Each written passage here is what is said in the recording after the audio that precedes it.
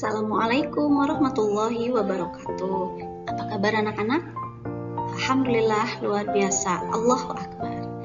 Baik, anak-anakku sekalian, hari ini kita memasuki pembelajaran SPDP pada tema 1, subtema 1, pembelajaran 2, kelas 6. Hari ini SPDP-nya kita akan mulai dari memahami seni patung. Yuk, sama-sama kita perhatikan. Yang akan dibahas pada video kali ini adalah yang pertama, pengertian patung, kemudian fungsi patung, kemudian jenis dan ragam patung, lalu bahan dan alat membuat patung, kemudian teknik membuat patung, dan terakhir membuat karya sendiri. Yang pertama, apa sih patung? Patung memiliki pengertian karya seni rupa 3 dimensi yang dapat diamati dengan cara mengelilinginya. Kalian bisa mengamatinya dari depan, belakang, kiri, kanan, atas, dan bawah.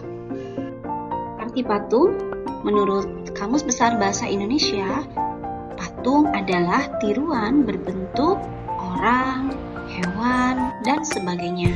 Dibuat dengan cara dipahat dan sebagainya dari batu, kayu, dan sebagainya. Bagaimana sih cara membuat patung? Yang pertama dengan cara mengurangi bahan seperti memotong, menatah, atau istilahnya subtraktif. Kemudian dengan cara membuat model terlebih dahulu seperti mengecor lalu mencetaknya. Apa ya fungsi atau kegunaan patung? Apakah kalian tahu? Ya, banyak sekali tujuan-tujuan manusia membuat patung. Berikutnya adalah fungsi atau kegunaan patung. Yang pertama, religi. Sebagai sarana ibadah agama tertentu. Apakah kalian mengetahuinya? Agama apakah itu? Lalu yang kedua, monumen. Monumen ini fungsinya untuk mengenang jasa, tokoh, atau peristiwa bersejarah. Lalu yang ketiga, fungsi patung sebagai arsitektur, yaitu sebagai pelengkap konstruksi suatu bangunan. Lalu yang keempat, fungsi patung sebagai dekorasi atau hiasan baik di ruangan maupun di lingkungan.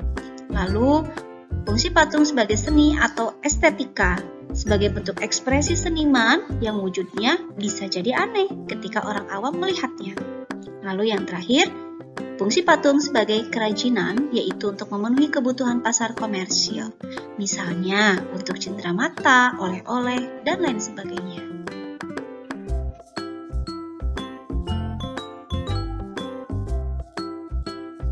Apa yang membedakannya? Yang pertama, patung figuratif. Patung yang menirukan bentuk alam seperti manusia, hewan, dan tumbuhan disebut patung figuratif.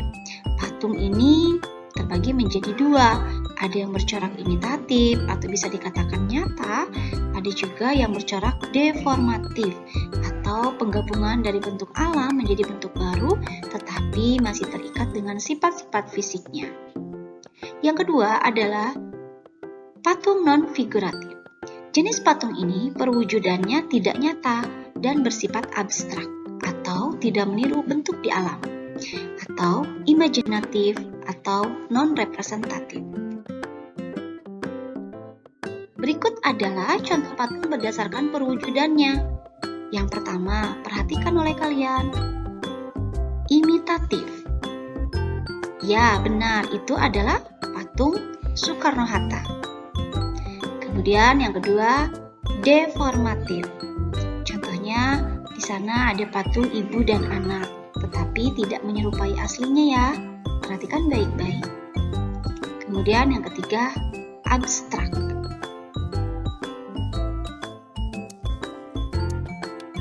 Lalu, bahan dan alat apa saja sih yang diperlukan ketika kita akan membuat patung?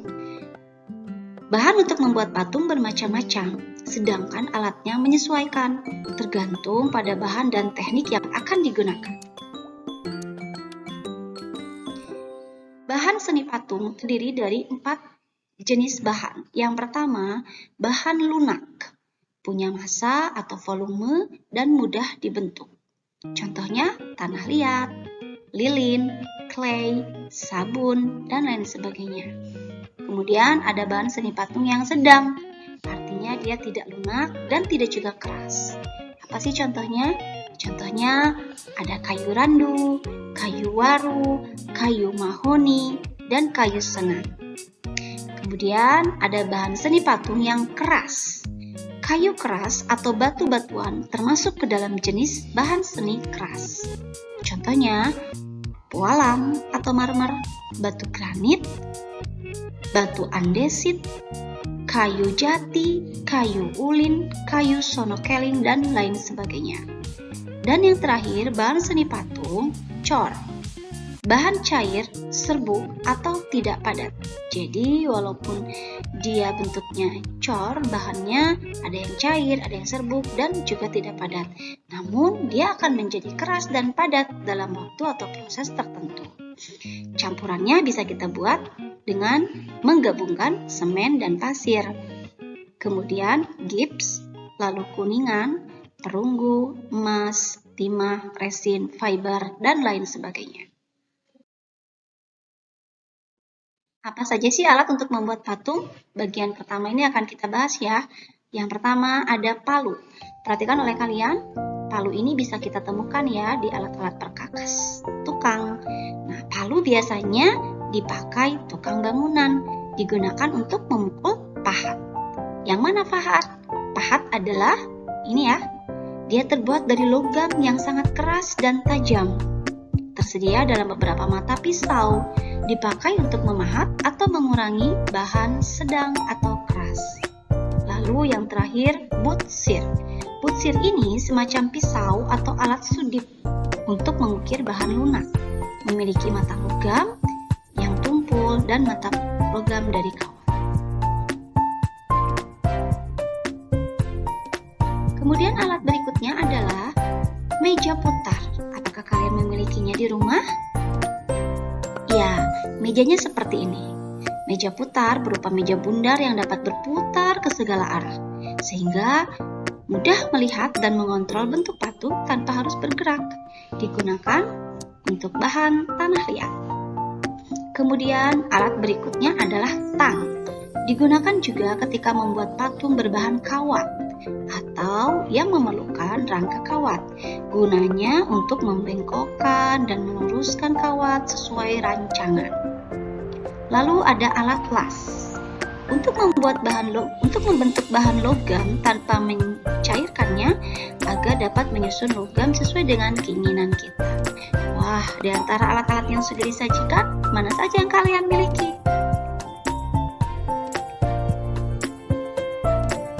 Berikut adalah teknik seni patung.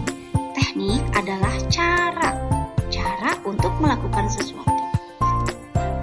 Teknik yang pertama, cara membuat patung adalah dengan menggunakan teknik menyusun atau menempel. Perhatikan di gambar. Teknik ini menggunakan sedikit demi sedikit bahan yang digunakan. Misalnya tanah liat, semen, dan gips. Yang kedua adalah teknik merakit. Sebetulnya hampir sama dengan teknik membentuk, namun biasanya terdiri dari bagian-bagian yang merupakan beberapa potongan atau barang lepasan. Patung disusun dengan cara mengelem atau mengelas sesuai bahannya. Karton, kayu, besi, akrilik. Jadi lem yang digunakannya tergantung sesuai sama bahannya. Bisa lem karton, lem kayu, lem besi, lem akrilik, dan lain-lain. Berikutnya adalah teknik memahat. Mengurangi bagian yang tidak dipakai dengan cara menoreh, melubangi, lalu menggores, boleh juga dengan mencukil, dan lain sebagainya. Teknik ini cocok untuk bahan keras seperti kayu, batu, bongkahan es, dan gips yang telah mengeras.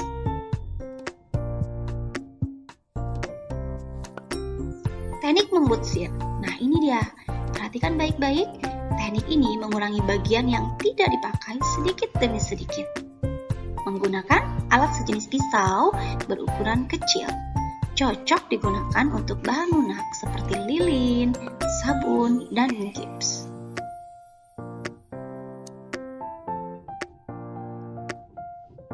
teknik mencetak, teknik ini diawali dengan membuat model yang dijadikan alat pembentuk cetakan. Kemudian cetakan diisi bahan pembuat patung, misalnya fiberglass, kemudian karet, kaca, dan bahan-bahan lain yang dapat dicairkan lalu mengeras kembali.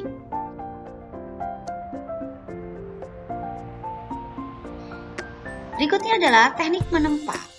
Membentuk lembaran atau batangan logam dengan cara memukul-mukul bahan sehingga membentuk objek yang diinginkan.